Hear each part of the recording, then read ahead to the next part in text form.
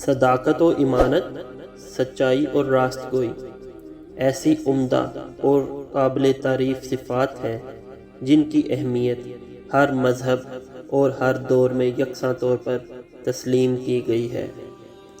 اس کے بغیر انسانیت مکمل نہیں ہوتی۔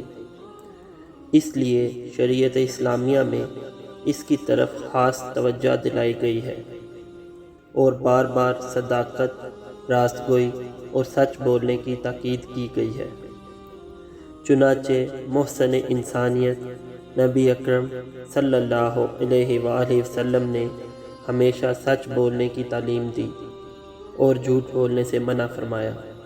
آپ صلی اللہ علیہ وآلہ وسلم ہمیشہ سچ بولتے، حتیٰ کہ آپ صلی اللہ علیہ وآلہ وسلم کو نبی اور رسول نہ ماننے والوں نے بھی آپ صلی اللہ علیہ وآلہ وسلم کی سچائی اور ایمانداری سے متاثر ہو کر آپ کو صادق و امین جیسے القاب سے نوازا۔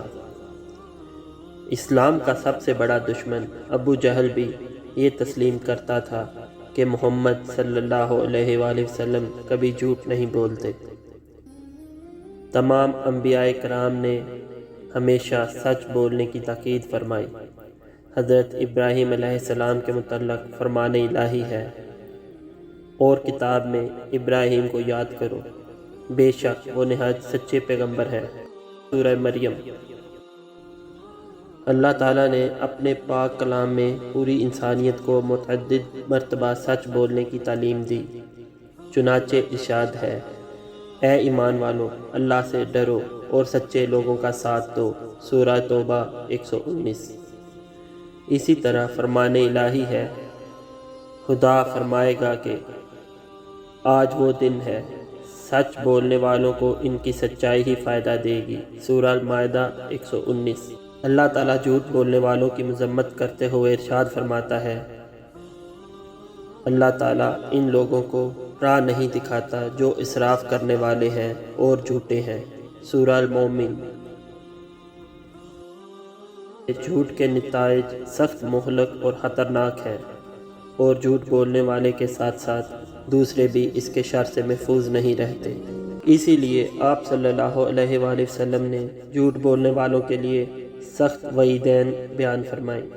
حضرت عبداللہ بن مسعود رضی اللہ تعالیٰ عنہ سے مروی ہے کہ حضور اکرم صلی اللہ علیہ وآلہ وسلم نے فرمایا، سچائی کو لازم پکڑو، کیونکہ سچ نیکی کی راہ دکھاتا ہے اور نیکی جنت کی طرف لے جاتی ہے، اور آدمی یکساں طور پر سچ کہتا ہے اور سچائی کی کوشش میں رہتا ہے، یہاں تک کہ اللہ کی نظر میں اس کا نام سچوں میں لکھ دیا جاتا ہے۔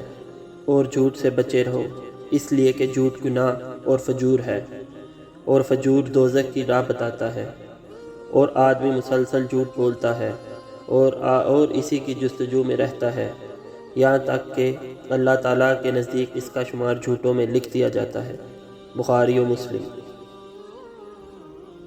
سچ بولنے کی کیسی عظیم اہمیت ہے کہ انسان اپنی سچائی کے ذریعے جنت میں داخل ہو سکتا ہے، جو ہر انسان کی پہلی اور آخری خواہش ہے، جبکہ جھوٹ بولنے کی وجہ سے انسان کو جہنم کی دہکتی ہوئی آگ میں جلنا ہوگا اگر موت سے قبل حقیقی توبہ نہیں کی۔ ظاہر ہے کہ ہر انسان چاہتا ہے وہ دوزخ سے بچ جائے۔ نبی اکرم صلی اللہ علیہ وآلہ وسلم نے جنت کے حصول اور جہنم سے نجات کے لیے بتایا کہ اللہ تعالیٰ کے دیگر احکام کو بجا لا کر سچ بولنے کو اپنے اوپر لازم کر لے۔ حضرت حسن بن علی رضی اللہ تعالیٰ عنہ سے روایت ہے کہ مجھے حضور اکرم صلی اللہ علیہ وآلہ وسلم کی یہ باتیں یاد ہیں، جو بات شک میں مبتلا کرے اسے چھوڑ دو، اسے اختیار کرو جو شک میں نہ ڈالے۔ سچائی اطمینان ہے اور جھوٹ شک ہے۔ ترمذی۔ یعنی جس کے حلال ہونے میں شک ہو اسے چھوڑ دو، اور اسے اختیار کرو جس میں کوئی شک و شبہ نہ ہو۔ ہمیں جھوٹ کا سہارا نہیں لینا چاہیے، صرف اور صرف سچ ہی بولنا چاہیے۔ ایک جھوٹ کو صحیح ثابت کرنے کے لیے متعدد جھوٹ بولنے پڑتے ہیں، لہٰذا ہم صرف سچ ہی بات کہیں۔ جھوٹ بولنا گناہ کبیرہ ہے۔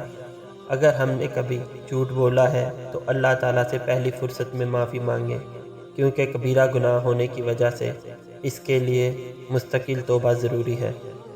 بعض مواقع پر جھوٹ بولنے کی اجازت دی گئی ہے، مثلاً میاں بیوی میں شدید اختلاف ہو گیا ہے اور جھوٹ بولنے کی وجہ سے صلح ہو سکتی ہے تو بدرجہ مجبوری اس کی اجازت ہے۔ لیکن جھوٹ بولنے کی عادت بنانا یا کسی شخص کو دھوکہ دینے کے لیے جھوٹ بولنا بہت بڑا گناہ ہے۔ اس کے معاشرے میں بہت بڑے نقصانات ہیں۔ قرآن و سنت کی ان تعلیمات سے پتہ چلتا ہے کہ صداقت و امانت، راست گوئی اور سچائی کو اسلامی اخلاقیات میں کس قدر بلند مقام حاصل ہے، جبکہ اس کے برخلاف عمل کرنے پر شدید وعید اور برے انجام سے ڈرایا گیا ہے۔ اے اللہ، ہمیں سچ بولنے کی توفیق عطا فرما اور اس کے ثمرات سے مالا مال فرما۔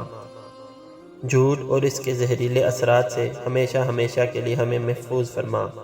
آمین ثم آمین۔